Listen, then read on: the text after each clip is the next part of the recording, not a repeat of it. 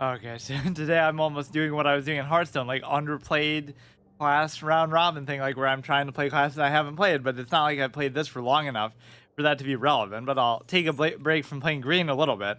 Maybe I'll alternate between white and red. I should almost do white and blue just to punish myself for what is that picture? That's actually kind of cool. Uh, white and blue are kind of my least favorite ones. And yeah, it takes me 2 weeks. Daily quests don't turn into weekly quests in my hand. They turn into monthly quests because it's, I didn't even get to do this much last time. I don't always make new decks, but when I do, it took like the whole episode last time to do it.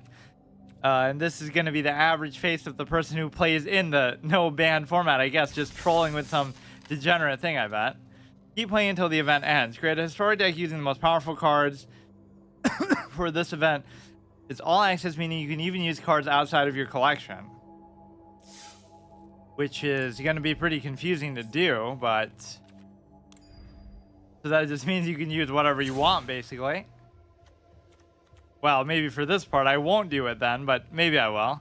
Why don't we just make some annoying buff thing? You already know there's going to be like infinite loop kind of BS. Wait, how can that be? It must be from only specific sets though. Like what? That's every white card in the history of the game? It's limiting it somehow.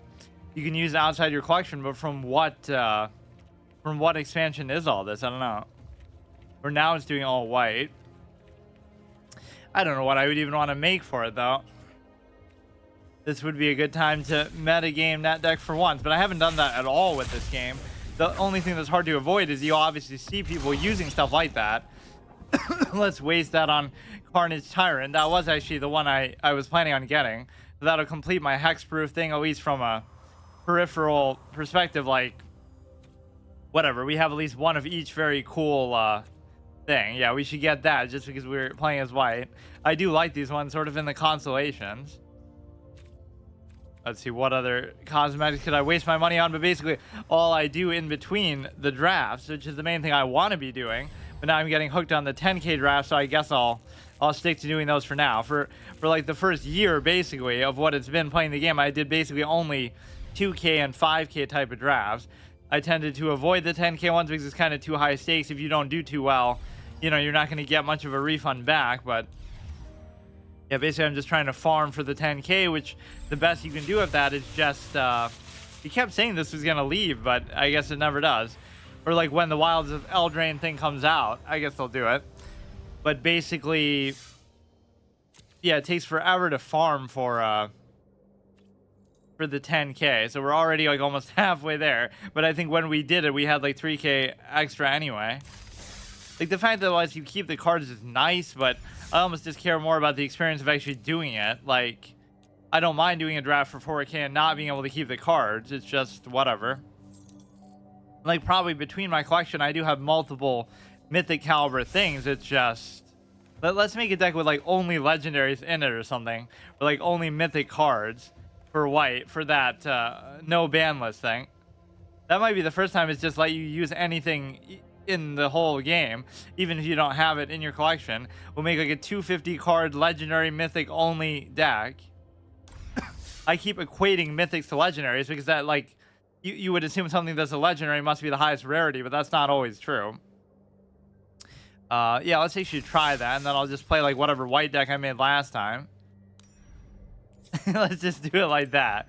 We'll go to, I don't know if this actually works that way. Mythic. There must be some other way you're meant to type it in. I forgot. Mythic rare. Yeah, we'll just do like one of each of these cards, whether they're 24 planes. Has to be 60 card deck. I don't even know what these do. I don't even care. We'll just kind of meme on white. I'll just play like one game in this. This will have no synergy or anything to it, and people are going to be using totally busted degenerate stuff. Devil's Valet infinite loop combo. Hey Freshwater, how's it going? Yeah, I hate white so much, and you see it so much too at the low levels. People doing like the same thing over and over. Maybe that's part of the reason why I don't like it, but also like in Hearthstone I hate Priest, which is basically the same basis. But like even if I go by Mythic, I'll only have a highest cost card as 2. Does that mean that's every mythic healing is stupid? Yeah, or at least it's not something I can really deal with at this stage. I would need something way more complex. And then all the buffing and stuff. Here, I'll just try it like this. And totally random. None of these cards I even have. Hey Alex, how's it going? Not much. It is useless to... You would think I'd actually really like this mode, but it's kind of like you don't get anything for it, so just to be able to try stuff that I don't have, which is part of the reason why I like draft so much too. Imagine that, a deck that only has 1 to 3 cost stuff, and I start with, or like 1 to 4 cost stuff, and I start with everything that's as high as can be. Defender, Flying, Vigilance, I don't even know what this is. Like, just every random thing in the game. Or every mythic. At the beginning of the end step, if you gain 5 or more life, create a 4/4 white angel. I'll just keep it. This is like best of 1 permanent challenge if I can do it in this mode.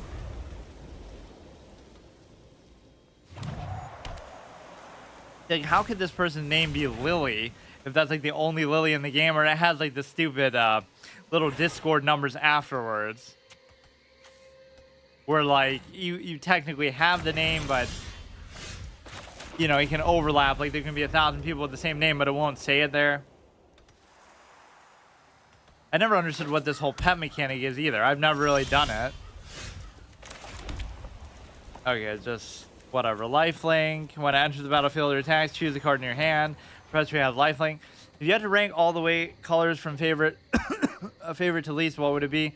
Number 1 green, number 2 green, number 3 green, but basically probably green, then black. I at least like the aesthetic. So green, black, then maybe red, then maybe blue, and then white probably last. But I definitely don't like white or blue at all. They kind of have very tedious insular type of mechanics that are, you know, they're good for control type stuff, but even if I did play as one, I'd probably play it in a more aggressive kind of way. At the beginning of the end step, if you gain 5 or more life this turn, create a 4/4, Flying and Vigilance until end of turn. It gets +2/+2, has lifelink. Yeah, like even the control type decks I would play in any game would be still... They wouldn't involve stuff like healing, or... I guess they would involve gaining armor and stuff in Hearthstone. Like, this game doesn't really have a mechanic quite like that, where you can't really replenish the armor as a max health value. You can just kind of over heal here, which I guess basically is the same thing. They're going to be using such busted stuff here. I mean, you could theoretically do a lot of this in Historic anyway, but there'll be a few cards that are not allowed there anyway. So then it's like, what's the point? If you can't play it in Historic, then you can't play it anywhere, because if it's on a ban list for that, that's the whole point of Historic, that there is no restriction. We'll be sitting here the whole time. That is a pretty cool card back. Painted Pack, XL top card of your library. Like, if even I call it, like, oh, they're going to do some infinite loop. But I didn't mean, like, within the first 2 or 3 turns of the goddamn game.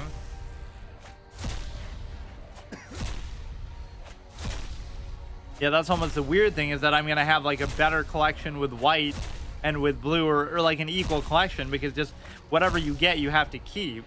I would disenchant every white and blue card just on the spot, even though a lot of the blue ones I made just to get hexproof and certain effects that I like, because there's not enough of them otherwise. I don't even know what happened. I don't care. But not a big surprise that that's how this is that guy's face after he wins. So let's actually play this white one on the ladder a little bit. I forget what it was even all about. We certainly can't play this one. Where is the regular Historic stuff? Maybe I'll alternate and give red a chance again. So we'll go between... wait, why did it change all this? Oh, because we're not in Historic, I guess. Historic. I think all I've really played in is Historic ever. They should do best of 3 to give it a chance. Yeah, we'll alternate between these two. Whichever one loses more or whatever gets to keep going. There's something else I wanted to look at. What was it? This I can do. This I can do. Red will probably come around at some point. Unless white goes on a crazy... Oh yeah, I wanted to make the Carnage Tyrant just to waste my mythic thing. And then we... You know what, I'll even incorporate... No, but maybe that seems unfair. Just because I'm tempted to want to use it. It's not even anything spectacular. I just kind of like the unstoppable nature of it. It can't be countered. It can't be targeted. It's definitely my type of card. 6 mana, 7/6. Can't be countered. Trample Hexproof. So that'll be the last Hexproof card that I make. Right, so we should put that in the one of the green decks I was using. I'll give that a chance if the other two fail. So even though I say I'm not going to play as green, I'll still find a way. So what was the last one? Probably this one. Just get rid of some random thing, maybe even a land. Vault is kind of important. Oh yeah, this guy's garbage because Convoke kind of goes against the whole design of my deck. There's so many of my minions that give me mana anyway, so it's like, would you rather tap the Carotid for 2 mana or just have it give you 1 mana for this guy? I thought it would somehow stack or something. Yeah, we do actually have that blue synergy just because some of this stuff is going to be hexproof, but guess what? I don't have a single blue land because there's no such thing as a water land, as I always say, like it's a oxymoron. But just because I hate blue that much, we only get the mana from other effects, like from the ones that give you 1 mana of any color, which would be like the Carotid or something else. What else even does that? It might... Oh yeah, this guy does it, or that chick does it. There's not actually that many that give it to you. This was setting up to be one of my favorite cards, but then you realize how easy it is to negate that effect just by paying 2, which can benefit you too, but you know, just so you can be able to play spells. But that's kind of my style of play anyway. Just get rid of that 2 effect, and then you have to accept the fact that you can't use any non-creature spells. That's fine. That's a fitting cost for a 4 mana 6/6 with hexproof. So it shouldn't have that 2 effect. But some people would argue that's a positive thing, actually, right? That'll be the 3rd if everything else fails. I'll even number it like this. So this one gets the first chance. I clearly wouldn't sabotage it on purpose. The 1, 2, 3 will kind of rotate like that. But I forget what even this white deck was all about. I was trying to make like the healing buff stuff, but I guess I didn't have maybe all the cards for it. I do love the best of 3 format so much because it sort of helps to balance out the RNG of it if you just feel like they get super lucky. Like if we had a best of 3 with the last guy we just played, clearly they wouldn't have gotten that one turn kill on like turn 3 right away. Every time. Thanks for the follow, Alex. All we have to decide is what to do with the time that's given us. Yeah, I like how stupid the portraits of some of these characters look. Like, we have Gandalf at home meme, and you show the card or the portrait of him in this game. It looks nothing like him. I don't know if there's some kind of copyright issue with that, but you would think not, because they have permission to use the assets and stuff. Everything just looks kind of janky. It's like how Barbie was not allowed to use the song, or they had some issue with it. Barbie World in the Barbie movie itself, like, you have the right to use the intellectual property, but the song was performed by somebody else, so they had some sort of problem with it, and I don't know. Yeah, so this is not a very good hand, although a lot of this stuff is local. This is actually a pretty good hand to start with, but if you don't get enough land, this could really screw me over, which sometimes does happen a lot. They copied Deathwing. Should almost tell you where some of these cosmetics come from, just for quick creature gets +1/+1. I kind of like this guy's effect, actually. Anything that's very annoying, which is what this whole color is going to end up being about, gets +1/+1. Can't be blocked by creatures that have 4 greater power. Just do that for the meme of it, I guess. Now watch, we're not going to get a land for like 5 turns in a row. It's not even like we don't have very many lands in this deck. It's pretty normal, I think. Okay. Yeah, this is one that was very good with the healing capability. Just it would summon stuff. It'll cause it to whatever. Whenever you summon something, you get healed and you get buffed. But I'm missing some of those cards that actually do that. It's just like that one budget deck that everybody uses in the world that I've played against like a million times. It's not even saying it's that good. It's just annoying. Whereas for the most part, when you play in Historic at a low level, you're going to see a wide variety of stuff anyway. Now, the funny thing with mill decks in this game is, what if I had a 250 card deck?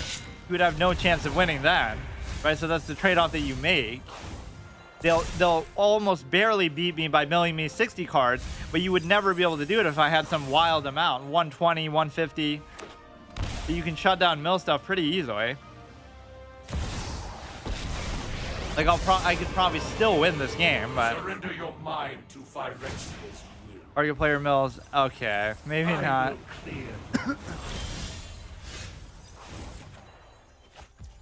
This is destroy all non-land permanents, but it's just you don't actually have the ability to do that, and that's going to be the closest to a land that I have. We'll just hit that guy for a blank. Whenever a permanent becomes untapped, they mill a card. He's going to almost end up milling himself. I think I've rarely lost to a mill deck. It just hasn't been that impressive, though, despite even only having 60 cards. But like in those 40 card deck drafts, it could be very good for that purpose. Certain formats only let you have 40, so, or no, they don't. They still let you have more, maybe, but they let you have at least a minimum of 40.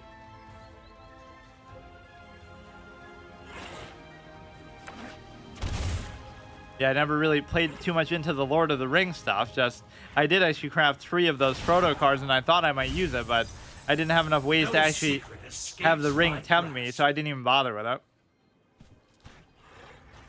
Like, so many of the cards I still don't even know are, oh my god, this guy's actually using something a lot better than what we typically see.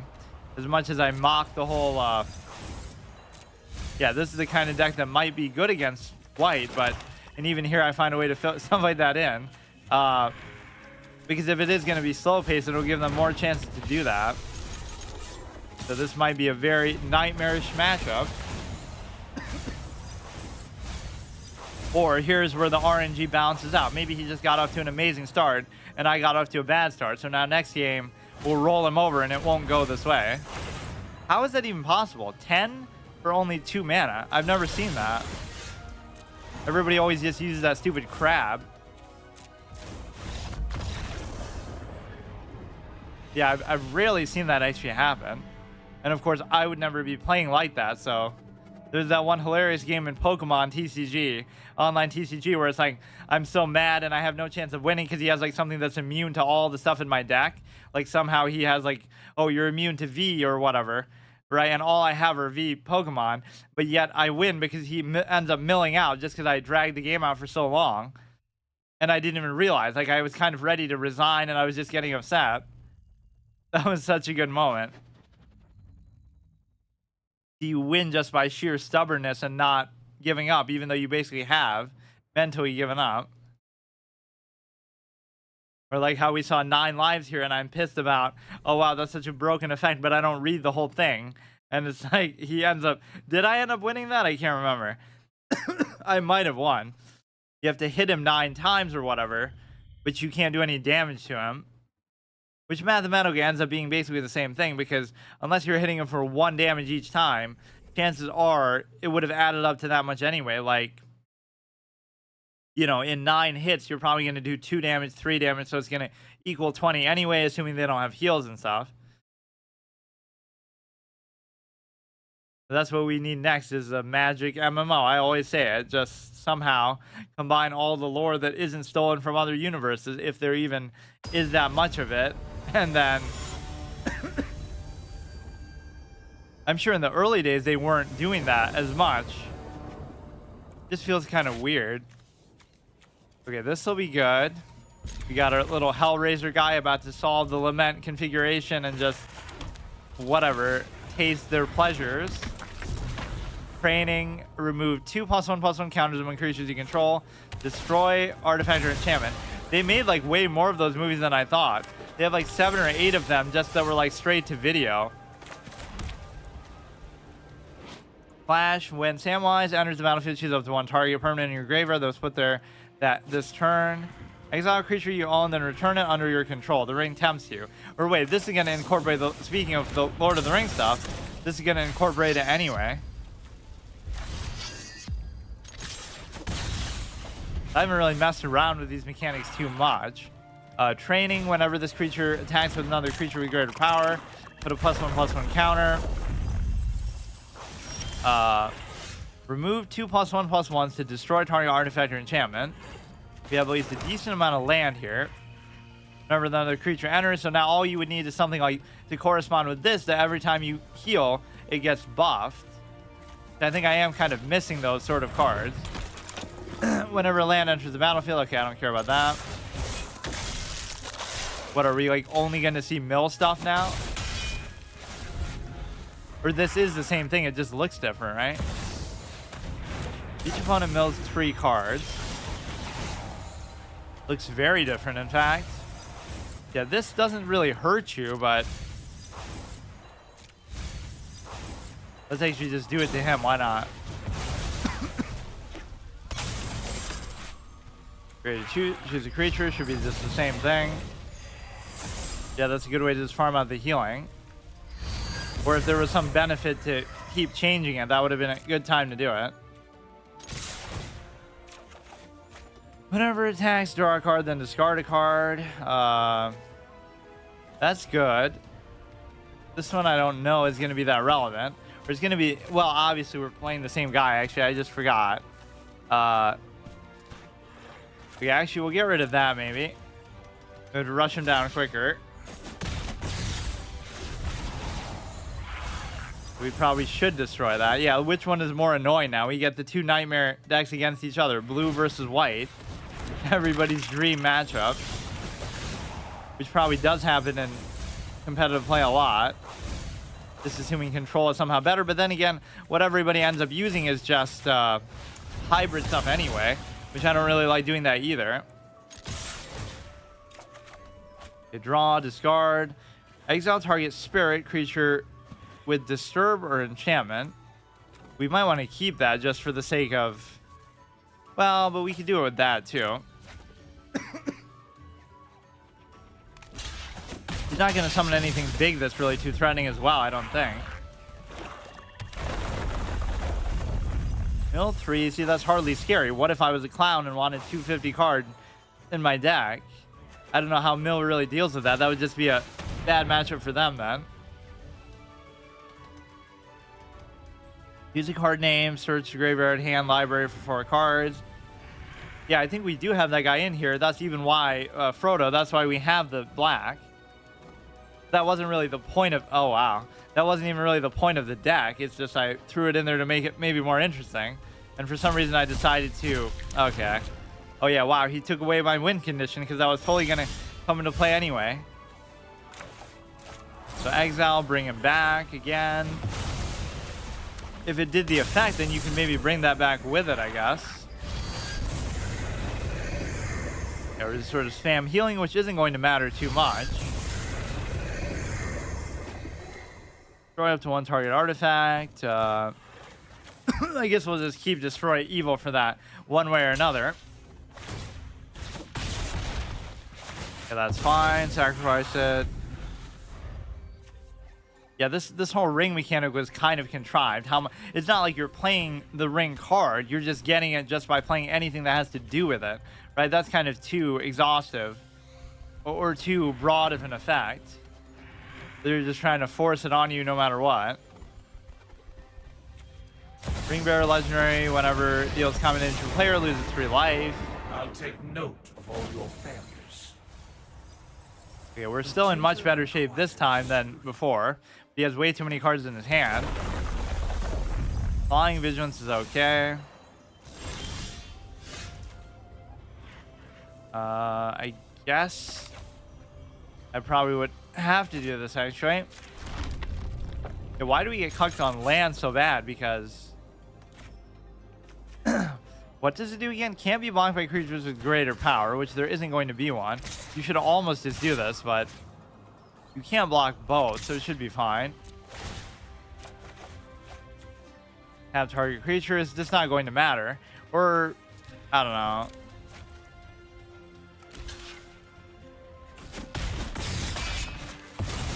Yeah, that's fine. Overkill, even as it might be. Sensible action. We don't have much time, though. What does she do? As long as it enters the battlefield this turn, you may activate her loyalty abilities anytime you can cast an instant. Put a +1/+1 up to 1 target creature gains first strike. Create a 2/2 token. And exile target tap creature, you gain 2 life.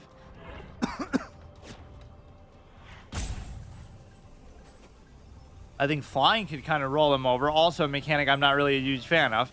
I don't like healing, I don't like buffing, I don't like flying. Let's combine all 3 and take revenge. Oh my god. Opponent exiles cards from the top until they have the total mana value of 20 or more. This guy's using much better stuff for the same purpose though. Like we've seen other mill decks, but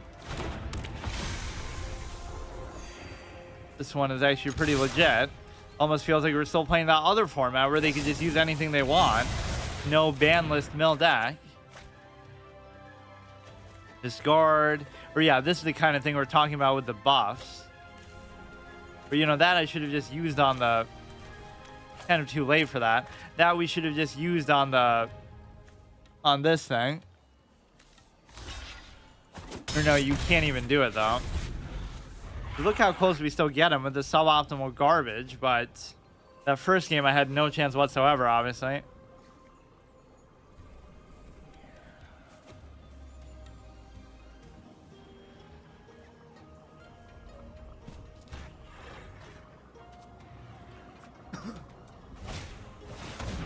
Hideous laughed. Okay, dude. As much as I talk trash about Mill, I've gotten pretty clown here. I just did that on purpose. Okay, so now we'll play as red, best of 3. Let's see which one does best. So the only way we could do that again is if the other ones go 0 and 2 as well. Then it would be even. Yeah, let's try to stay away from green though for as long as I can. Here we get this little Exodius Archon thing, which isn't really accurate to the title at all, but just like if we get all 4 out at once, we get a moral victory, even if I still somehow lose. Or like I was almost trying to do it like that as a challenge. Like, even if you're winning and they resign, that kind of ruins it. But even if you're winning, you can't end the game until you play all of them. It's just whatever. When I went to craft one, I crafted the wrong one. So I'm just like, fuck it. We'll just craft all 4 of them. So now I should make 4 of each. And then that'll be like half of our deck. Or I almost wanted to try something where I make like a only Planeswalker deck. And you might think that wouldn't have... Like, how would you protect them? But a lot of them are going to have effects that let you summon stuff anyway, so it would be theoretically doable.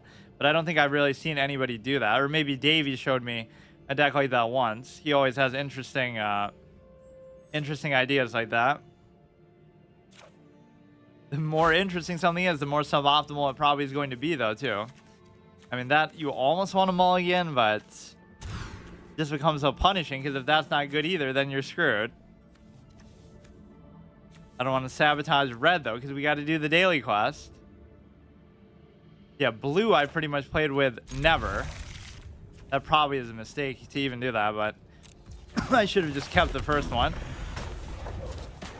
So I played green probably 75% of the time. I played black maybe 10% of the time because just because I do it always in drafts. I almost save it for that. So in constructed, I'll always play green, and in drafts, I always play black pretty much. And then I've avoided, probably played 1% white, 1% blue, and then maybe a little bit of red, like 3%. Yeah, that's not bad, I guess. But, you know, these go against my whole value mindset with the green. Like, it's a 4 mana 3/3. It's okay, but this thing is really good if you get it early. Or I probably should have just done that for the sake of it. The fact that he has haste is not really too relevant. It's just the fact that he's going to actually make these dragons go from really poor value to moderate value, like just equal statting to what they have. You might say, oh, it's because they have flying, but actually they're kind of weird with respect to... They'll have like effects on them, but the effects aren't that good either. So I'd rather just have like a 5 mana 5/5 with flying, and that's it. No effect needed, just to have good value. But I'm sure there are other ones that I just don't have. But how can it be that all of the dragons I have are kind of subpar value? It must just mean that they're sort of designed to be that way on purpose. Come on. But there's a lot of effects that reduce their cost specifically. Like we have that Dragon Speaker Shaman or whatever. Okay, this is at least a little bit lower cost. 5. That's okay, I guess, but we're getting punished in the mulligan pretty hard. And every deck I have besides the green one is not going to have minion mana generation, so I kind of have to deal with what I have. Okay, that's fine. And yeah, it's not like we have any theme with any of this. Like, even here we have the theme of dragons, and we have some value cards that tie into them, but for the most part, they're kind of like, I just have them for the sake of it, not because we really have any kind of win condition with it. And of course, I love dinosaurs just categorically, whether they're in green or not. Yeah, even here, this is decent value. 3 mana, 3/4, or sorry, 4/3, and that would totally counter all the white cancer stuff that we always see. So this will be potentially a trigger for something else. And yeah, see, we could just kill it and summon that, but then what's the point? Creatures you control gain haste till end of turn. 5 mana, create a 5/5. Dragon Spirit, yeah, that's still better value than most of the dragon cards I have. We have the type advantage, so we should automatically win this. We'll do double damage like Pokemon. The way to really beat RNG like a dead horse, like, it's already a card game that has, you know, you're dealing with that as far as what you draw and when and top decking and this and that. But no, we have to make it so that type advantages are such a, you know, you're getting rewarded or punished for doing nothing, just you happen to have the right or wrong type. Okay, you can't gain life, but I can't really even do that because I'd have to sack this guy to do it, and I'll save that for now. Gain haste doesn't really matter. Or I guess, what the fuck? Oh, I had to I had to pay the mana to do it. I was wondering about that. But whatever, we're already up 1 game in this match.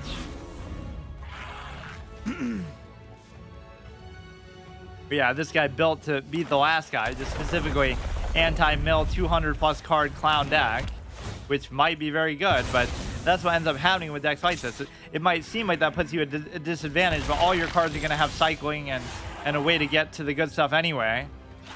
And I'm just not going to have enough land in here. Like with a 60 card deck, I'm struggling to get land, but with a 200 card deck, he's going to have no problem doing anything. And once they start summoning like 1,000,000 tokens here, it becomes messy. Which is not really the way I typically play as green anyway, but there are some decks that'll do that. They haven't really done much so far, though. If I can just get stuff that I can actually play, that would be nice. I should almost look at dinosaurs from other colors, too. Like, I happen to find a couple for red, but I don't feel like there's too many in white or blue, or even black, but maybe I just didn't see them. That's the one part that makes Hearthstone look kind of bad. Like, oh, not only do they copy Magic, but it's so direct. Like, green and druids are very similar, even to the point where they involve a lot of dinosaurs. Like, there's no connection with druids and dinosaurs in WoW, right? They're just to do with nature and stuff, like animals, but they made that one like a little bit too on the nose.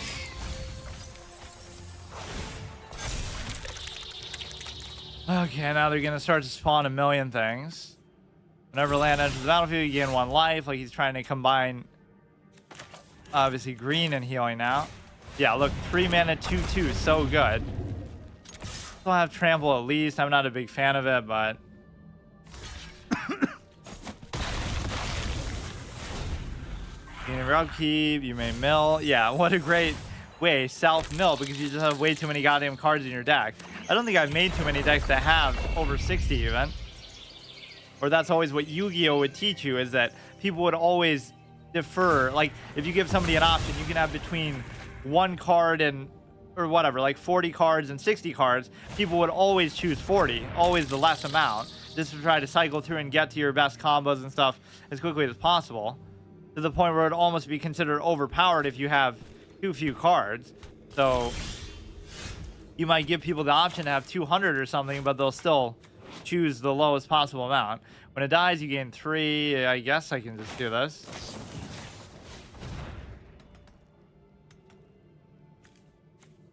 Yeah, what he really needs is something to just keep summoning these every time he plays a land or he does any innocuous thing that's going to make 1,000,000 of them.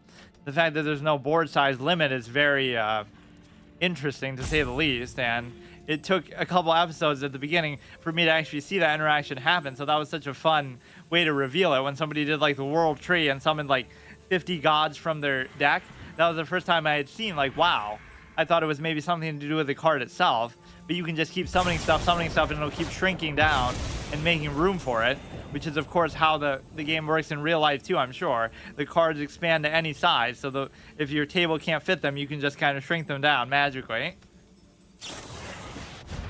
That's why it's called Magic.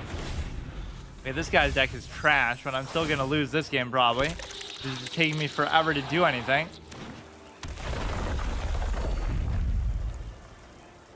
Even this is not particularly good value.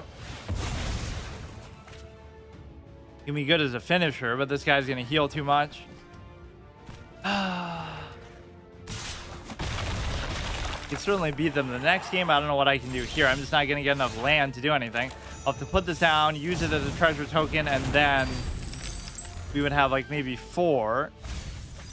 You could do that, or you could. All we need is something flying out there just to keep beating him in the face with, and we might win eventually because of that, but probably not.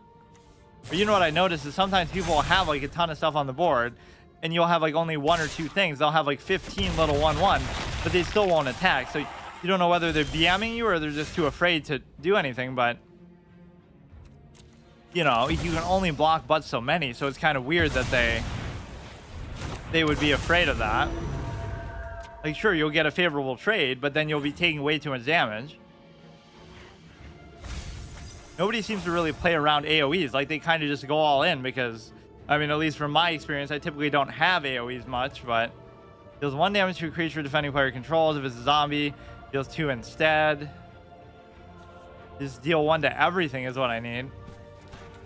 But, like, yeah, this should have another option there, too. Deal 5 or deal 5 split among their minions randomly. There aren't too many random effects actually in this game if you compare it to Hearthstone in that way. That's the one thing. Oh, they should have copied a little better. There's a lot of discover effects, like discover a random card, or all this kind of generate random cards from your opponent's class and this and that. Which in some ways those can be fun, but it's also just very, you know, internal RNG in a card game is not always the best idea when it's already inherently RNG based. Okay, dude. I finally get 1 suboptimal value dragon out there, and he has to do that to me. Just look how poor value some of these are. These might just be the worst dragon cards that you could possibly have, but still. Like, I didn't really craft any of these, I don't think. They're mostly just whatever I've gotten over time.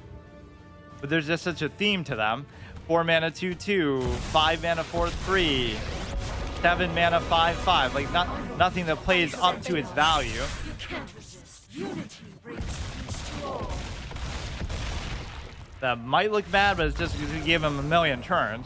So the biggest thing you got to realize is if I don't get a bunch of land to start, I'm just going to be screwed because I never get it later.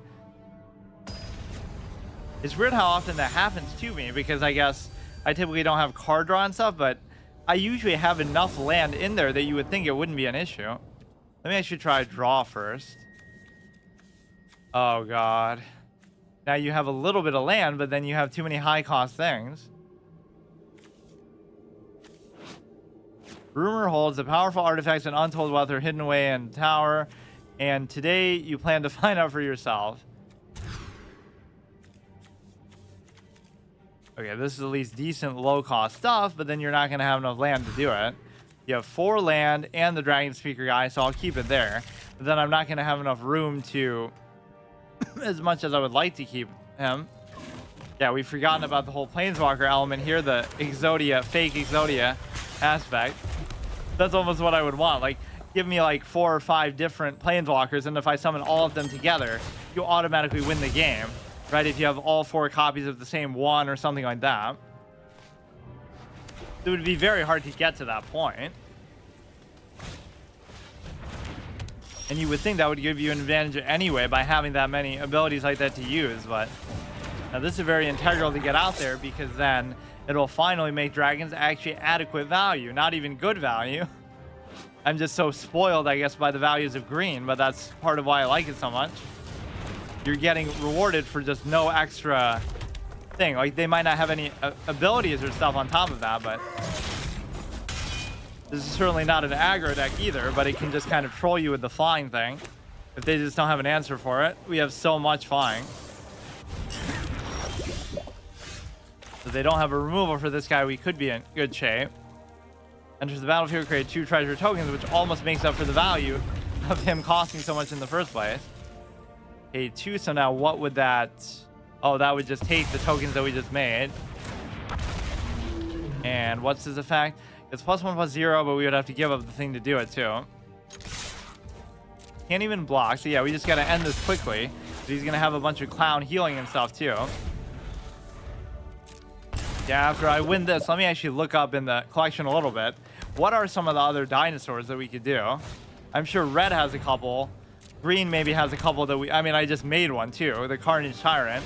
But I'm just obsessed with dinosaurs now because I'm playing Ark also as one of my 2 main series, even though one of my main series I'm not even doing anymore because it's EVZ and I barely even do anything. Where the secondary card game series usurps the main one. Okay, should be almost dead. Can't even block or do anything. Yeah, like you shouldn't really be losing to a deck that has such a lack of cohesion to it anyway. Just, or no, I could have buffed him like crazy with that, actually. Since I wasn't playing anything anyway. And I do like that one effect that's just like, oh, neither player can be healed. That's a very unique effect. As long as that thing's on the board. And he could potentially finish me off with the Toxic. That would be his only hope. So I might be able to surprise buff these things to a point where, you know, if you buff this guy up to whatever, it might be enough to kill him. I think you can spam it, right? Yeah, just keep doing it over and over. What a finisher epic play to do. All right. Let's try to get him to 10 alone. Or it only really works because it's flying anyway, but not really. He's just going to be unable to block anyway. What an epic, intense best-of-3 match. So white lets me down even in the one chance that we give it. Is that enough for the daily quest? Please tell me. It's absurd how long it actually takes me to farm out whatever the 10k that I'm looking for. But just because I don't play, I guess, long enough. Let's look at something here.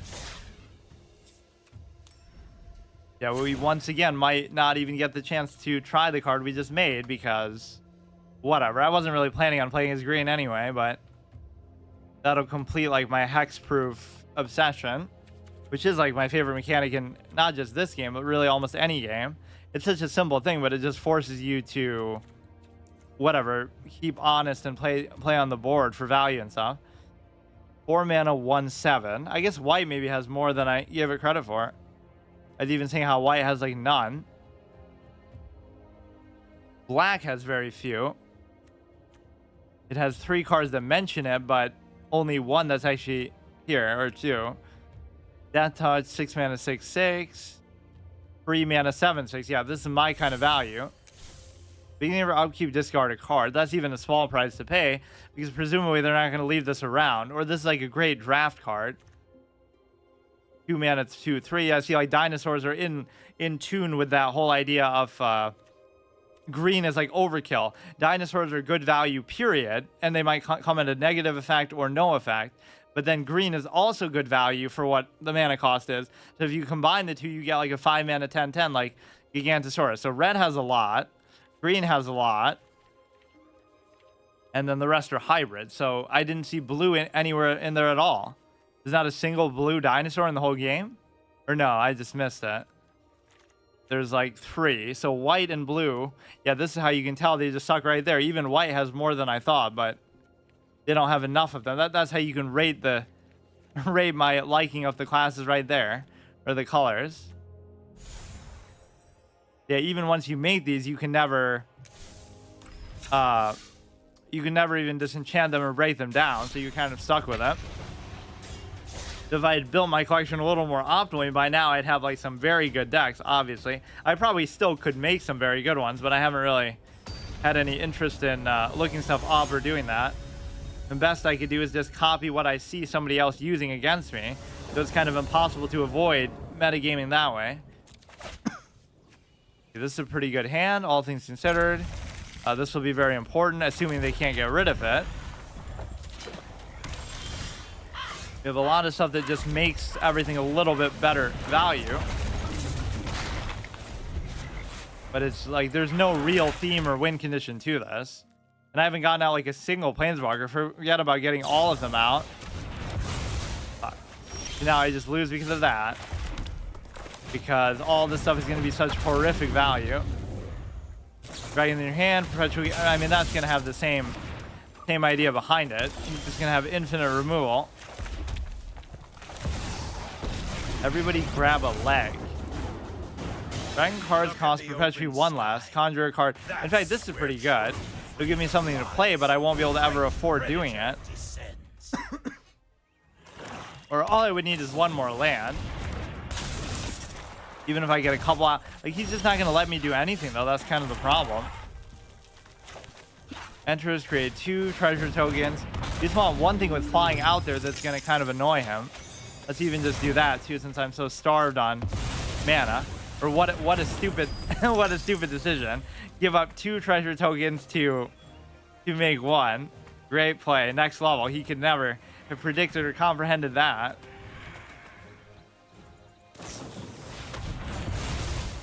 I kind of do need to add some sort of challenge for this, though, at some point. Normally I do that with even my secondary series, which is obviously what this is, but I kind of would want to do that, but I guess I can't. You would have to obviously be ready to protect him. We may as well just do that. Surely he's not going to have a removal card for that as well. We do actually have a decent amount of mana, which rarely happens with this kind of deck. Just somehow I never get actually land. Even when I have an excess of mana on the other one, it's just because my minions are giving it to me. So now you can just keep spamming these Shivan Dragons, I guess. I do like that effect. Deal 3 to a creature. I mean, that is good, but I'd rather just do this for now. And how much you want to bet he's just going to bounce it back. So that's actually the one that I wanted to make, I think, originally, just because I like that effect. It's sort of good infinite value, even though it's pretty expensive to still keep playing them. It just kind of counteracts my lack of value in general, where it's going to give you something to keep playing throughout the course of the game that you otherwise wouldn't have. But I'm sure there's much better versions of that same effect. Yeah, you would think I would like the Planeswalkers more. I love the hero cards in Hearthstone, but I kind of have a love-hate relationship with them because they were kind of so busted that at times they would ruin the game. Whoever would get, you know, especially in the meta, whoever would get them first would automatically win or whatever. It would be just too, yeah, that's like my hunter in WoW. The hunter with clipped wings who's not allowed to use a bow. But, yeah, that was just stupid. Okay, this should be fine. This is the best of 3, so even if I lose, this is okay. I don't know, just something about this game doesn't feel like it got the maybe mainstream attention that... Like, Magic has always been popular, but it feels somehow in its own little world sometimes.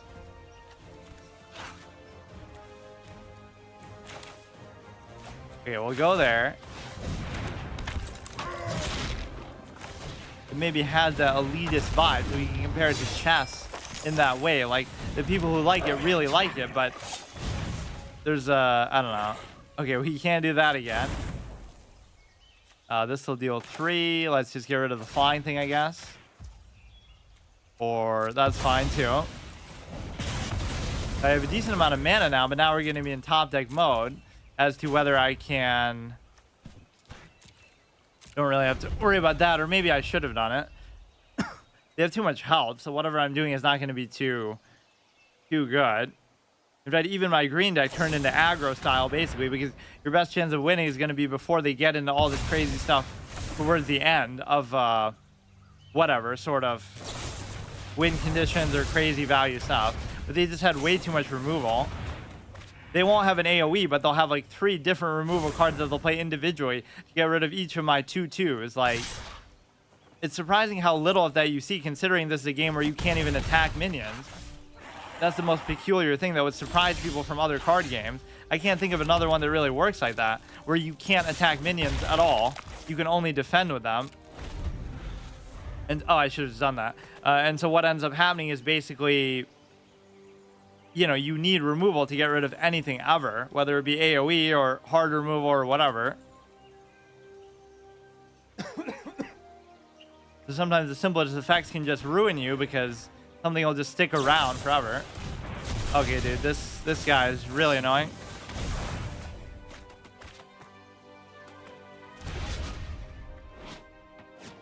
But yeah, like how some of these categories on Twitch are weird. Like Magic just has one category. Now that would include every single player Magic game that's ever been released.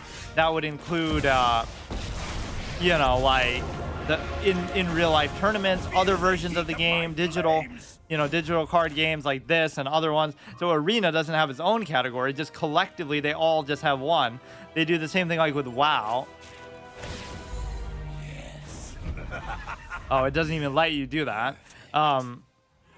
You know, WoW will just be World of Warcraft, period. Even though there's like a dozen different expansions and you could be playing at least between 2 or 3 of them in the official context. Wrath, they have Classic Wrath, they had Classic BC, now they have just regular Classic, and they have Retail. So how do you know which one? They just lump them all together. I guess to inflate the viewer count that would show up, but it doesn't make sense when they're just different versions of the game altogether. Okay, we still have a chance to make a comeback. I have failed you. You can automatically apply card sleeves to your new decks by choosing one. Yeah, we did get that very cool one. The little church glass thing from the 30th anniversary.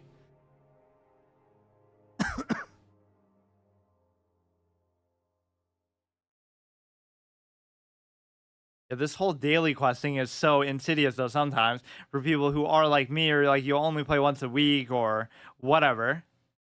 Because it's like a time measurement thing, right? You could play the same amount of time as somebody else. Like let's say they play an hour a day and you play 7 hours in one day. Like let's say Saturday is your day off. So you'll play 7 hours on Saturday. They'll play an hour every single day of the week. So it's the same amount of time that you're putting into the experience, but they get a benefit because, oh, they get daily quests for logging in every day because they're trying to get you addicted and this and that. Meanwhile, you're in a position where, oh my God, it's getting killed on the mulligans. You know, I'm almost compelled to keep that, but nothing here is actually playable. 4. I mean, at least we have the 3 land. That kind of ends up being more important. I'll have a perfect low cost hand, but then there'll be nothing actually in it. Or no land in it.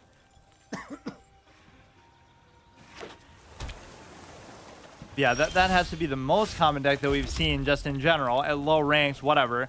In historic, or it might not matter whether it's historic or not. It's sort of the buff heal thing as white. Probably one of the things that like Davey and other people who play the game a lot said that you would see a lot, but I haven't seen much, even though we saw one today, is the whole idea of mill stuff. I'm surprised, in fact, how little of that I have seen. You saw like a little bit of aggro stuff with goblins and all. Guard a card, we may as well get rid of that. I don't need this. I need this. Yeah, I would take a dinosaur over a dragon any day. Rampaging Raptor gets +2/+0. Whenever it deals combat damage to an opponent, it deals that much to the target planeswalker they control or battle that player protects. We rarely see stuff like that, the battles.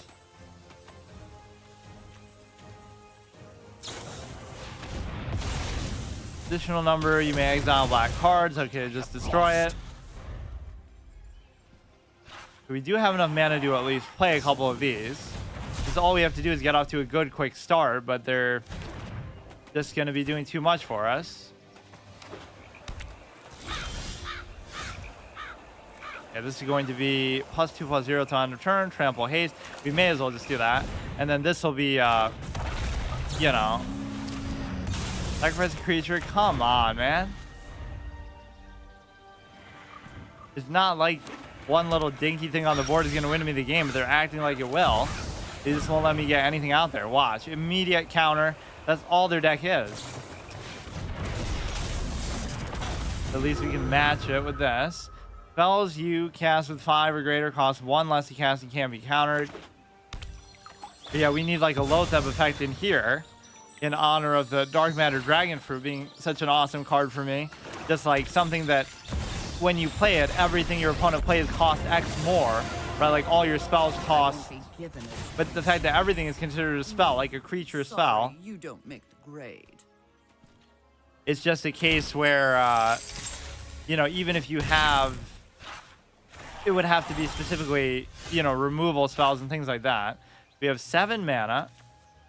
So we can do 4, 5, 6, 7, or obviously we could benefit from this effect. Okay, 2 of those. Or wait, will we still be able to do both of these actually? That'd be insane. Might be the break we need, but he's still gonna have some crazy removal up his sleeve. But the one thing they could have a million individual removal cards, but they won't have a single AoE. That's somehow how this game works, but I might be made to eat my words somehow. Or what? Fine, we'll get rid of that.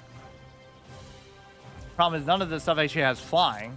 You got 4 dragons on the field, but only one of them has flying. How weird is that? You don't need my help. They're, you know, like dragonkin, humanoid dragons.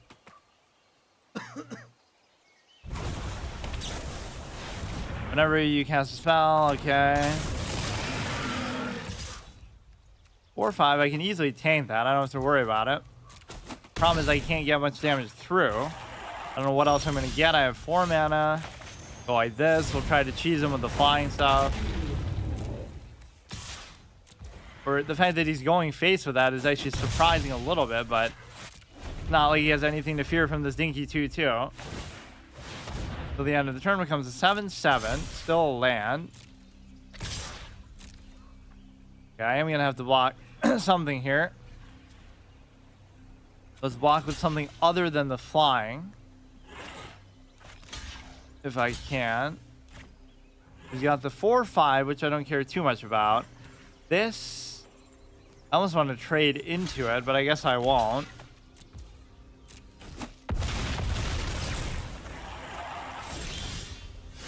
Deal 3, creature, planeswalker, not going to matter right now.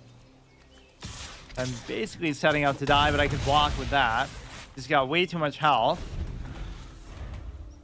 Okay, dude.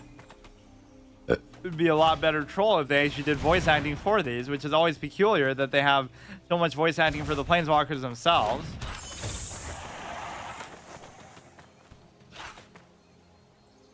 So more than likely we're going to lose, so I totally threw both of these on purpose just to be able to relapse back to green. I just did that in Hearthstone too. I was saying like, oh, I got to play as priest and I got to play as rogue.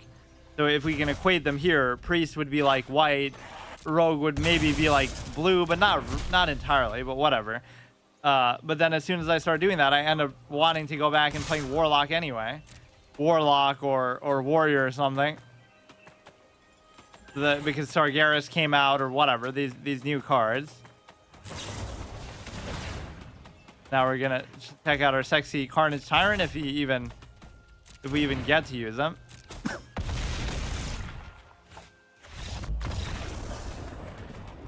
Yeah, that was pretty clean. We lost to the mill deck the first set with white.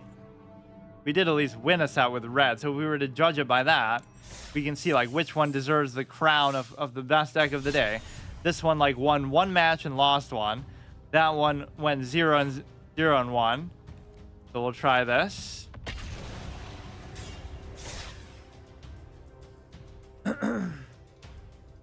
We didn't get to really use that Frodo effect. He even used something specifically that's like, I don't think in all the times I've had that in my other deck too, don't I?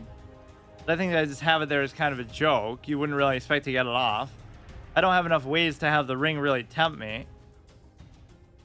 You know, you'd have to build around it in a very contrived way. In fact, I don't think I've lost to that effect either, so it might not be that popular that people are actually using it. Or it's probably maybe only played at the really high level. These formats are always so fun to see though, because like even if you're trying to get to Mythic or whatever, the top rank, you're going to go through a lot of weird decks along the way that you wouldn't expect. It's a lot harder to play into the meta when it's just all the historic cards and whatever. It's not going to be as clear to you what to predict. But that's not bad. I do love the other turtle that forces everything to attack. Though they're being all cowardly with their different effect minions, you can just force them to attack in and not, and just block them and get rid of whatever buffs and stupid stuff they're doing.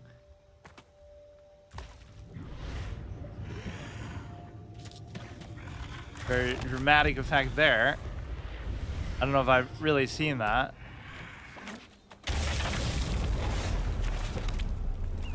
Yeah, this will be good. So all we want to make sure is just we get the more minions I can actually play. This is always good for the trigger of the mana, which might actually make it worth it, because now you'll get an extra mana just by playing that. So I basically just played a land that turn. Yeah, anybody who watched me play Hearthstone around like 2018, maybe it was 2016 to 2018, that was the funniest thing. Like, I would piss people off, just like I would use the same deck over and over with just the elusive minions in it. That was the only thing I had any interest in playing, and it wasn't even that good. It was just, I love that mechanic where, you know, it's like Sogoth and whatever. When Galakron came out, the evasive Feywing and stuff.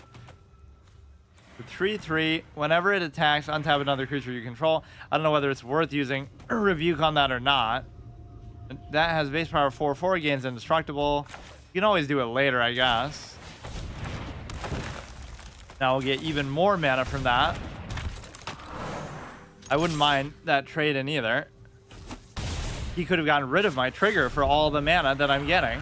Or I would have lost 2, but he didn't want to do it. He's not even going to use the effect. We just got to end it quickly, though. Even though it's not really an aggro style that I go for, it ends up degenerating into that anyway.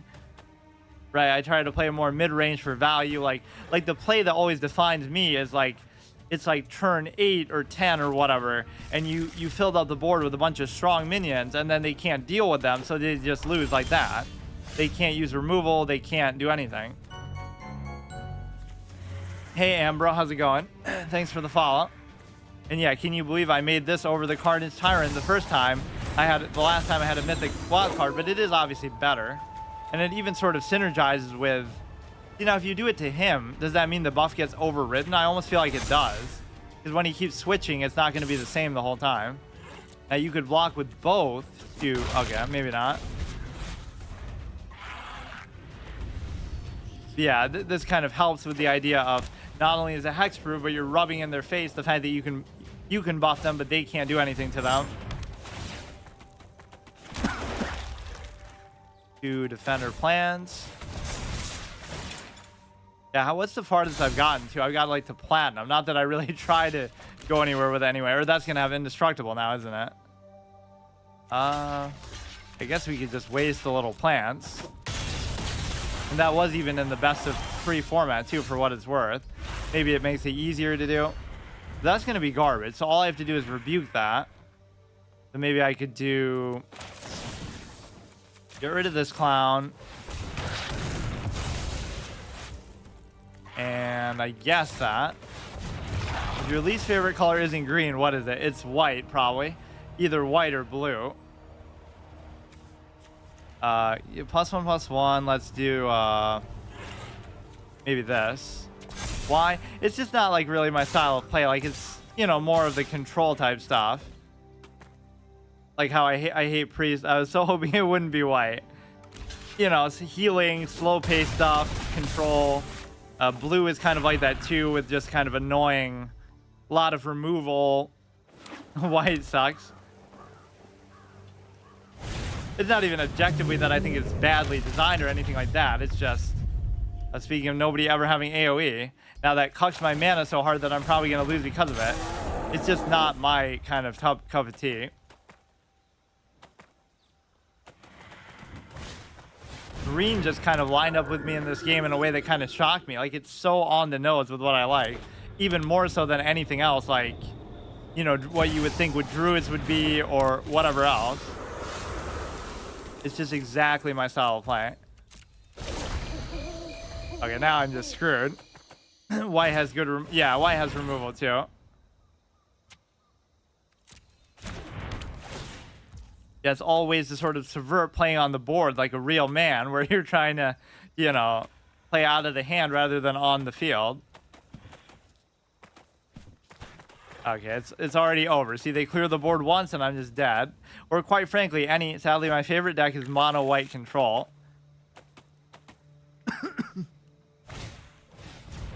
Like basically every good deck seems to use like a hybrid of stuff anyway. So that's also my single-mindedness, just the fact that I'll commit to like one thing and one thing only. So regardless of what color I like, I kind of haven't dicked around with the hybrid stuff too much. Just make like a rainbow crazy thing where you somehow manage to fit everything in there. Make a 250 card deck with 50 cards from each color. This is a historic best of 3. Oh, this guy's like emerald or something too. Or is that what platinum looks like? I forgot.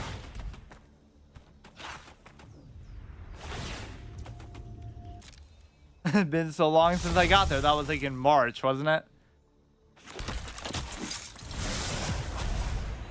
Don't really play historic, mostly stick with standard. Yeah, I tend to like historic, especially when I first start playing a game, or like wild or whatever, just because it's kind of all the same to me. I wouldn't know the difference between, you know, what's new and what's some of the older stuff, so.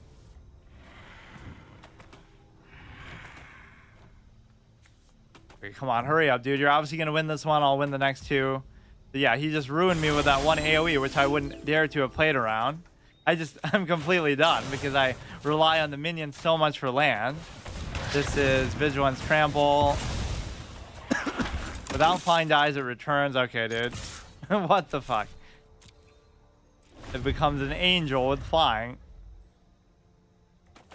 Spelling mistake detected, conversation 1.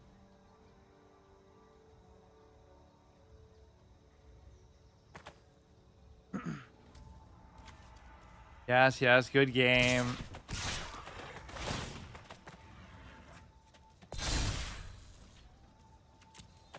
Yeah, we can totally still do it, though. This is why I love this format, because you can make a crazy comeback.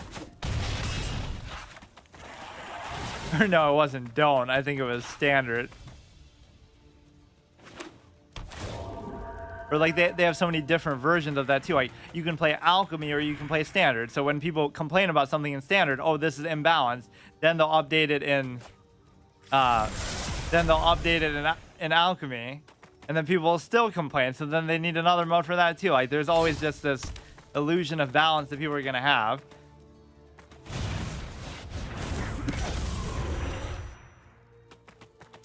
Okay, dude. You haven't won anything yet. At least you can BM me in the next game. Can't control the cards you draw, but you can control how you react to them. Stay cool and have fun. Actually, you can control what cards you draw, and that's what most of the best decks you're gonna have, is a bunch of cycling and whatever BS. English is not your first language? Yeah, that's cool. Okay, 1, 2. Okay, this is good. We'll get a bunch of mana and ramp away with it, but the one thing I've avoided doing almost on purpose is some sort of infinite loop win condition type of thing. I'm sure I have cards that would do that, like the one that summons all the bugs. It'll keep summoning like a 1/1 insect every time you play a land or you play I have a stroke. Whatever. So that's the sort of thing I probably should add. No, I did not look up how to spell language, so I don't repeat the same mistake. Okay, clearly he's not going to get the AoE on curve this time so perfectly, so it's fine.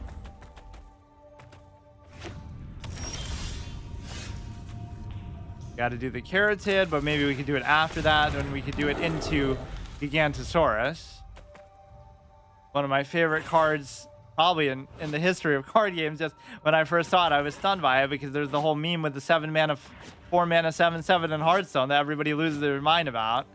But why not just up it to a 5 mana 10/10 with no downside? That always has the downside of overload too, which means the next turn, you know, you lose 2 mana at the beginning. But here, I guess the only penalty is it only costs green, but I commit to green anyway, so there's no downside. Now we could summon the other one here too. One ossification or lay down arms kill it. Yeah, I mean, any sort of removal is gonna do it, but give me the Carnage Tyrant so I can flex it on this guy.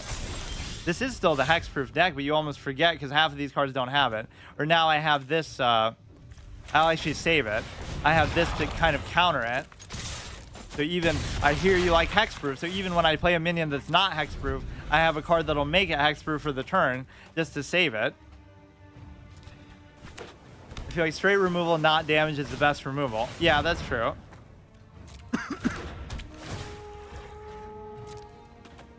You may search for library for land card, put that on the battlefield tap, then shuffle. Pretty cool picture.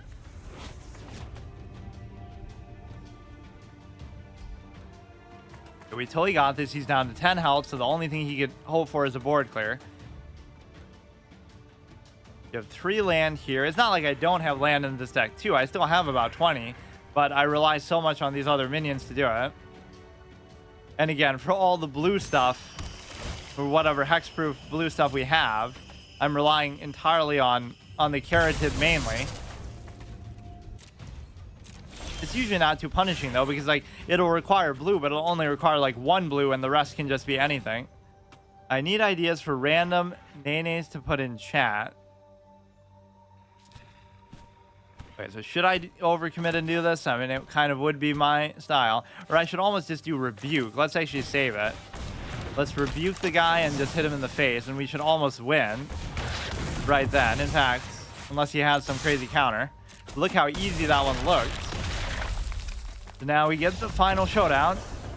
Memes. I've taken back the conversation with. In sorrow we must go, but not despair. Behold, we are not bound forever to the circles of the world, and beyond them is more than memory. I don't know why I'm even using this chick as my avatar. I was just kind of going in order, I guess, and just trying different ones with no voice lines. The one part where Hearthstone does put this game to shame. They copied like the whole aesthetic presentation of it, but they missed that part. They could only hire the voice actors for... See, now I like this because of the land, but we don't have enough... damn it. You know, for like 1 session, I would keep it just for that, but I can't afford to. Okay, we're just going to get rolled over now by the Mulligan. Lost to Mulligan. Jesus Christ. I'll do that just for the the purposes of mana, I guess. But why is this stupid spelling battle more epic than a serious game? I still technically won since you spelled two things wrong. Or no, he didn't. He like punctuated don't wrong, but nobody really does that anyway. Nobody puts a proper, yeah, standard was one thing, but now if I just get something big, I think I'm probably gonna lose this though.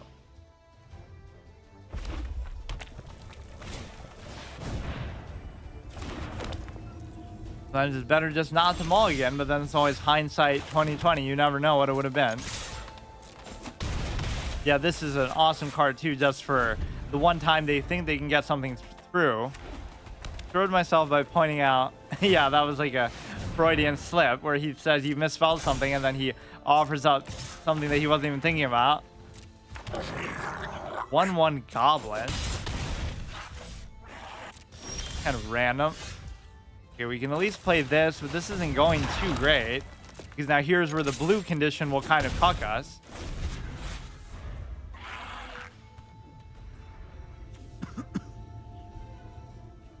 Come on, can we beat this very highfalutin platinum player? See, normally this matchup wouldn't even happen. If you do best of one, it wouldn't be such a wide variation, right? You might play a gold player, but typically you'll play somebody in your same. Your fun deck of just big creatures into bigger creatures is fun. Yeah, that is kind of my whole point. Anyway, I'm going to go play some Kirby Commits War Crimes Deluxe. Okay, see you later. Sounds like an interesting game. I've never heard of it. Okay, we can trade this in, I guess.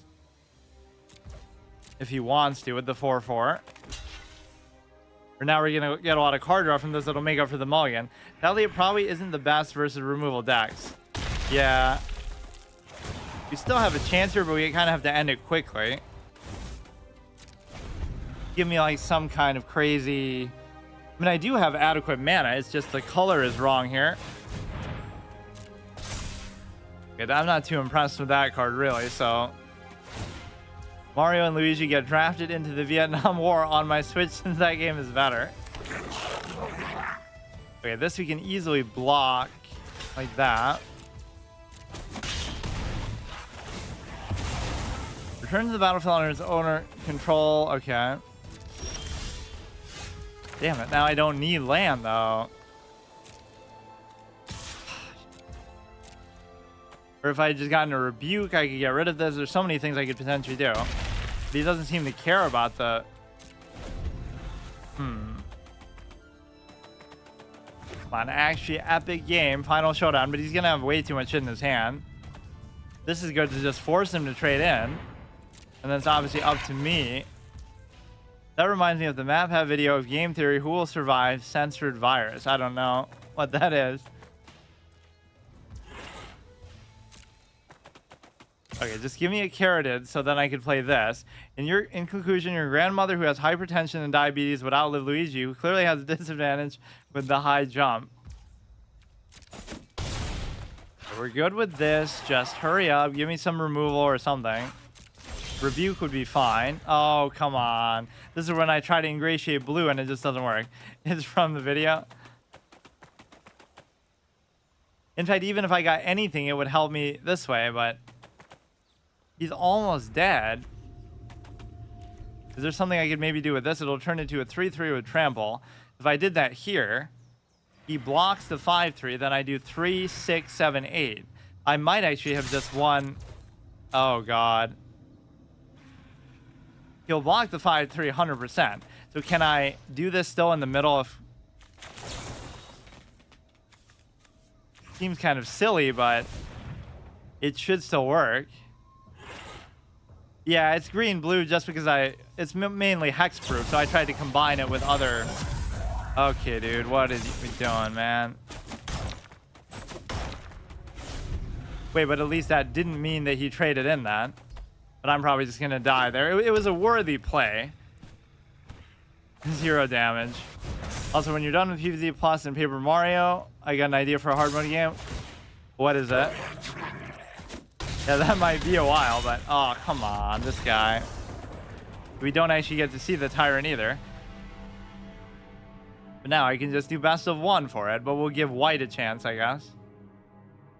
Yeah, but it's only really blue because there weren't enough hexproof minions to use in just green alone. Let's go back to that. I'll send it to you. When you're almost done with T-1000 your door. Yeah, I play chess quite a bit actually. I'm trying to make a professional career out of it, but it takes way too goddamn long. It's amazing how much people study even at the low level. Okay, we have 2 land. At least I'll deal with that.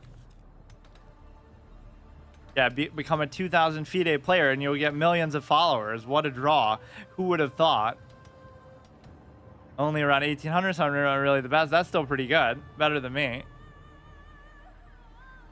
18 is nice.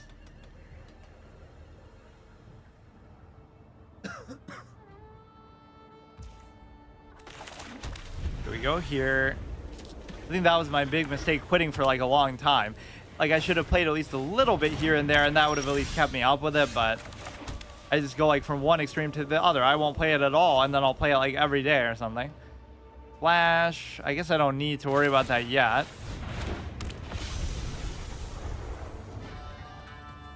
Yeah, we'll give each of these decks one more try, so clearly this will go on a good streak.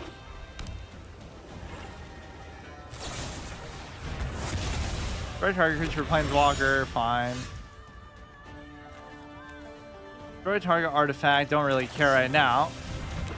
Yeah, all this ring stuff is just sort of window dressing for me. It's not really going to help me at all. Although I do have that Frodo in here, so maybe somehow the ring will tap me 4 times and we'll still be able to hit him. They would never expect me to have 3 of them, surely, so one of them might actually get through. I'm surprised I haven't seen more people actually trying to use that.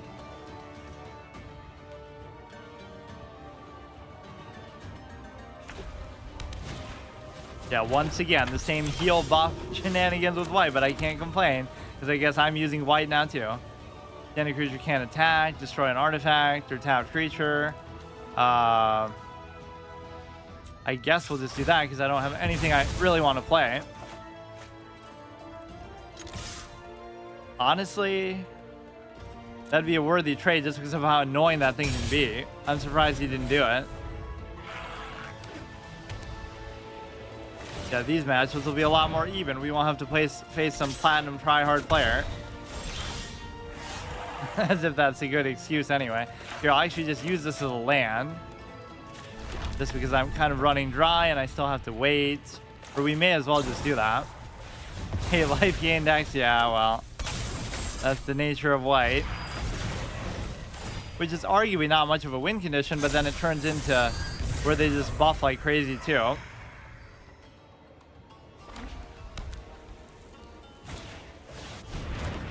Ended healer. Whenever you gain life for the first time each turn, create a 1/1.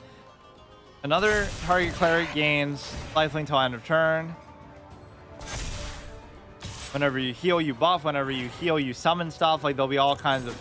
You summon like a 1/1 token. Okay, we'll do that. Flying Vigilance. When it enters, put 2+1/+1 on 2 target creatures. Up to 2. So does that mean you can put it on the same one? I forget how that works. Not that I've hardly ever used this. No, it'll still be a +1/+1. Or I should have just destroyed that stupid artifact. Okay, it's a 3/2, but he can easily block it.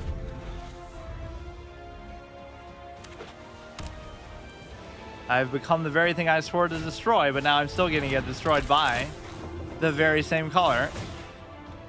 If I can just survive for now, I'll be in good shape.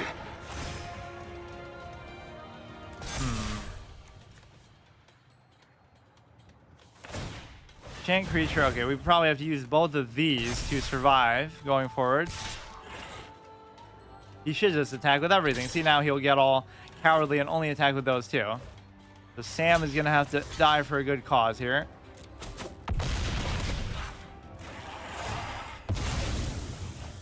Okay, go ahead. Tap this clown. There's a combo in black-white life gain where you have when you deal damage to the enemy player. When you deal damage, gain that much life. And when you deal 1 damage... When you gain life, deal 1 damage to the enemy player. Yeah, I think I've seen that. Okay, enchant this chick. Again, that's exactly how you could just deal with Gigantosaurus. Now, do I actually have enough time to survive here is the question. Yeah, 3, 4, 9. Oh, here we go. Yeah, that's the one card I guess I'm missing. Maybe as a Soul Warden or something like that. Or maybe I'm missing a lot of this, actually, because I was almost trying to make the same thing with what I have, at least. Well, there's no best of 3 to save me now. See, once they flood the board at this point, I automatically lose because none of my decks have much AoE in them. Although I guess I just kind of wasted what could have been.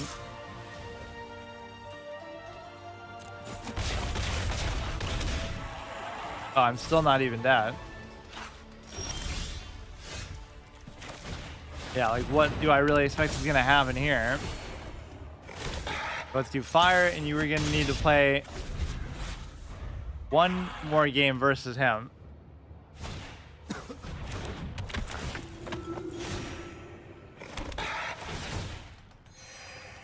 Yeah, this is exactly what the kind of thing I was talking about. Amazing. I don't know what it is about this that people like so much. It must either be very cheap to make, or it must be very good at low ranks, or something of the sort. Or it might be good at high ranks too, and people just happen to use it down here too. The trickle down effect.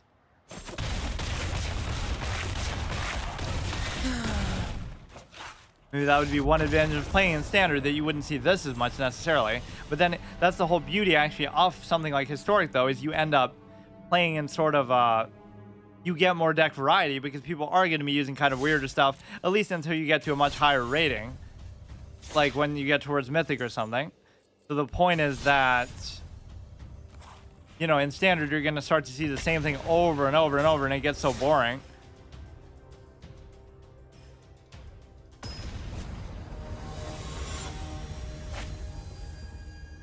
Now let's go on a win streak with red. Got 2 lands, but nothing here is good value. So now I'll mulligan it, but then I'll have to mulligan like 5 times before I get something good. But that's not bad, I guess. That thing's actually won me a couple games, just the double team haste thing. Somehow it ends up getting a pretty good amount of damage in there.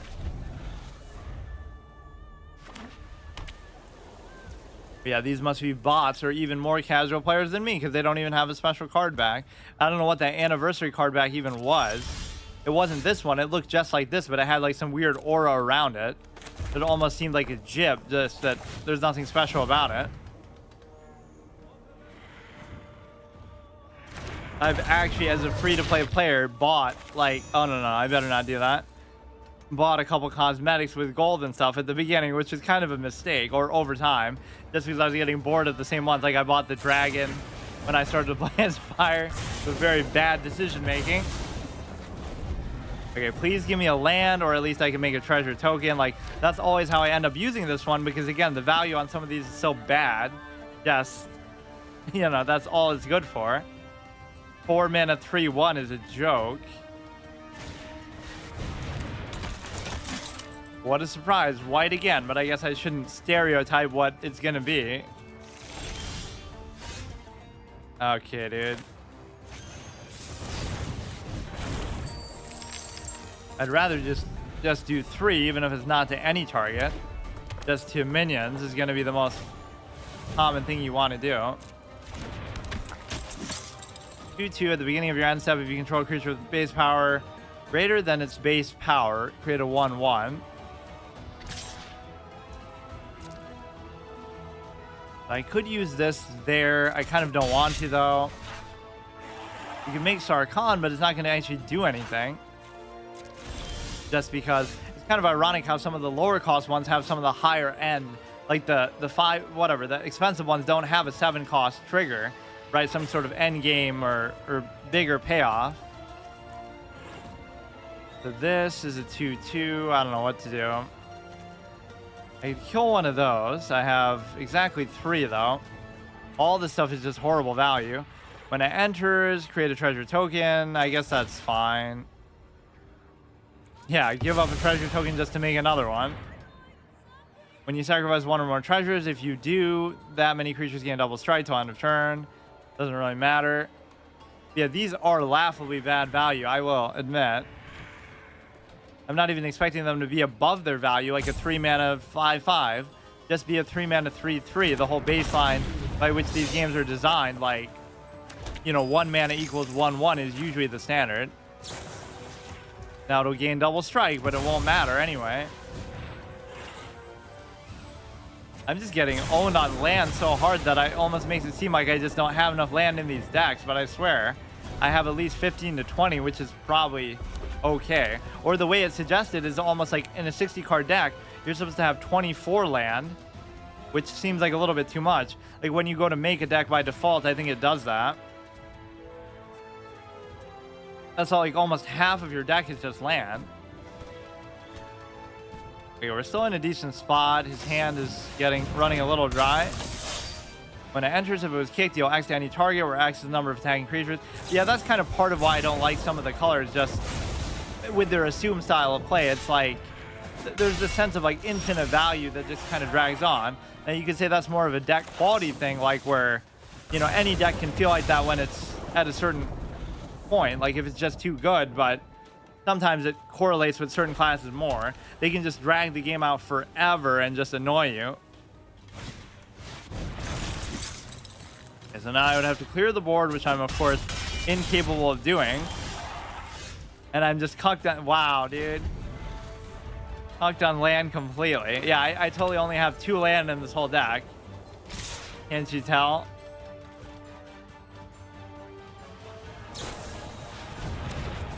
That is pretty bad luck almost. Okay, so we get one more chance to see the Carnage Tyrant. We get like 1 try with each in each format, let's say.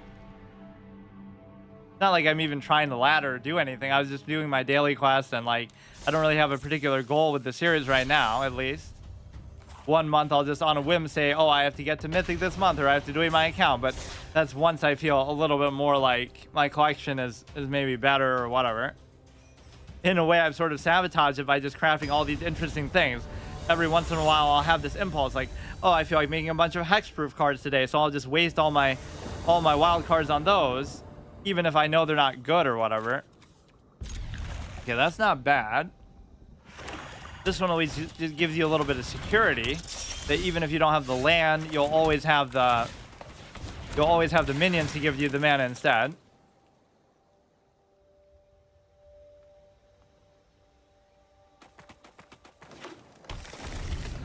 Yeah, I would have never guessed that PvZ Heroes has been out longer than Arena, Magic the Gathering Arena. This came out in 2018, that came out in 2016. I almost thought it was more like the opposite. Or I think I knew that when this came out, but I was more so surprised.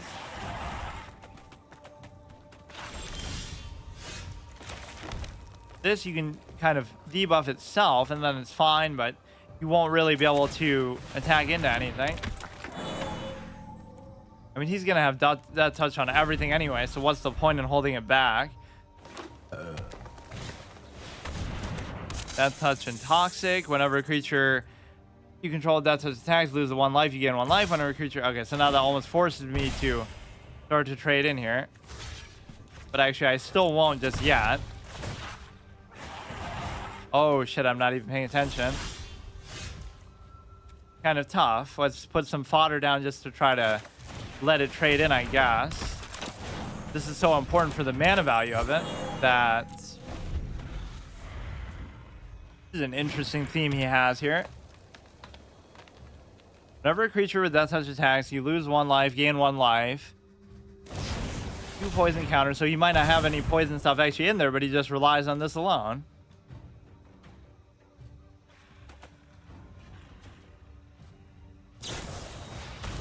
+1/+1 if it's legendary. Okay. Then it fights another creature your opponent controls. So should I just give up? Okay, that one I won't be able to do anyway. Now we're getting very close to just losing on the Toxic thing alone. Jesus Christ. He only has like 2 cards in his hand, but none of this stuff is going to help me. I have 4 mana total. We may as well just do that. At least I could block into the... Whatever. Either I'll block this or he'll never attack with that now because... he doesn't want to lose that effect. Oh my god. That one's always not as bad. This Finn guy is actually pretty great. Because it forces you to block in what's going to be a death touch anyway. Okay, just do this. We can get this guy back too. We'll buff up the land. Yeah, why are all these games so land starved? And then when I really don't want it, I'll end up getting it. We could give that up to... Or why don't we play this first and then give it up? This won't even matter too much. Like what you decide. Or no, I guess I didn't bother with the troll thing because it's tapped. This has protection from black. Well, what does that mean? Can't be blocked by black creatures. Oh, that won't help me anyway. We should still be able to survive, or actually I won't. Or no, I can block the 1/1. Or no, now I'll block the 2/4, won't I? Well, that's scary too, but we'll get rid of this guy finally. And then he'll only get me to 8. Or no, he won't even. Or will it still? It still will do that. Now we're in a very tight window, but at least that guy's gone. So now he would have to kill me more straight up, which I'm sure that he can do. Okay, do this, do this. I'll put the debuff on himself. So actually, I might still have a chance, but just he's going to do 4 from the effect alone. I don't know what really the goal here is. I don't have much of a choice. Oh, what? Insufficient blockers. Oh, he has menace too. Wow, so I don't get to do anything then. Fuck. We at least saw him in our hand the one time. We keep getting cucked in every game about not being able to see the card that we just got. Like, yeah, I just got this super cool legendary. One of the best cards in the game. Not this one, but you know, a dark matter dragon fruit, but then I don't even get to play it. Whatever, we did all the daily quests, that's good enough. This is still on average a longer episode than my normal one, just because. So even next time, I still won't be able to do the 10k draft, because even if I do 3 daily quests, and even if they all give me 750, that'll still be like 2200, so we'll be at like, you know, 8,000, so I guess it still won't be enough. Yeah, when even I'm getting tired of my green decks, that's how you know I've been playing as them for too long. Not that there's anything wrong with them, but it gets a little bit repetitive, so I'm trying to branch out a little bit. Pun intended. So let's try, like, let me make like a blue deck too. So I have a red. I don't even really have a black deck that I use. It has to be like built around like one mechanic. Like, let's make a black deck that's sort of with only Death Touch or something. But I probably don't have enough to even do that, is the problem.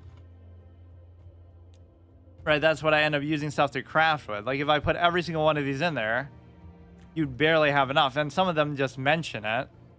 I think I'll save black just more for drafts and stuff. And I think I'll just let blue get buried at the bottom of the ocean and not even mess with it. There's almost like green and red were the two that I was trying to play in Constructed. For whatever it's worth. Season ends in 9 days. There's no virtue in subtlety, at least not as far as Pandra is concerned. Or yeah, forget about making an MMO of Magic. They'll make like a MOBA of Magic where you get to play as all these planeswalkers in like a combat setting, like Smite or League or something. Because we need more games in that genre, am I right? Stupid football inspired one. Yeah, this one is pretty sick. In fact, it might be one of the best ones that I have. This is pretty cool. Like, we know what game we're playing. We don't need a card back that reminds us of that. This one's okay. I can't remember where I even got some of these, but this one's kind of shitty, though. This is like some kind of concept art, but you don't really want to see that. What else can I do? I guess nothing really. I don't think I've ever gotten to where I got one of the portraits, just because I play so little. Right, so if I only have 9 days left, I'll play it once more before the season's over. So would I be able to get far enough to get the last orb? You would have to go all the way to, where even is that? Like all the way to level 25, and that would maybe allow me to do that. Or did I already get it? No, I don't think I did. Yeah, I would have to farm out 6 levels, which I don't think I'd be able to do. So yeah, we're just saving for the 10k thing, I guess. Is there something I could do maybe with the 600 gems? This mode seems pretty fun too, but I don't really know enough or have enough meta decks to really take advantage of the whole no ban list thing. I wouldn't even know the difference between what is banned and historic or not, because that's just all I play anyway. Right, like it's not gonna like tell you right there, is it? I would just be of the mindset that nothing should be banned just because it's historic and that's the whole point, but I guess not. Lord of the Rings Limited. Yeah, let's see what kind of drafts we could do besides that. Arena Cube Draft. I guess I kind of already did one for the... Yeah, I do like one arena per expansion. We did at least one Lord of the Rings draft, and then we did the Magic anniversary one, so the timing on that was kind of good. I guess I could do like one of these, but... In this event is open, you pass around packs like a typical draft, only the card pool isn't bound to a single Magic set. We're drawn from the best of all the cards available. Maybe I could do that next time, like where I'll do a draft and farm for the daily quest. So we'll do like a cheaper one that only costs the gems. Although I was almost trying to save the gems for some sort of scenario where I get to, you know, like save up for like the reward track, let's say. But actually, if you look at this, it's pretty bad because you'll pay 3,400, and in the course of doing this, you'll only get like 2,000 or 3,000 gold or whatever. Like, how many gems do you get back? 3, 6, 9. Not so you get 900 back, even if you incorporate the gold. Like, you're barely getting your money back from it, and like you get all these weird things. But mythic card reward, like, because that would be the only way you can get it as a free-to-play player, is you just save up gems and stuff. Gandalf, Avatar, Summer Ent, Frodo, Ringbearer. Or like that'll become the trend with any of these games, that the best cosmetics will be hidden behind the fact of the microtransactions, like how they say that in WoW, like, oh, the best mounts are on the store compared to, you know, getting them from raids and actually earning them.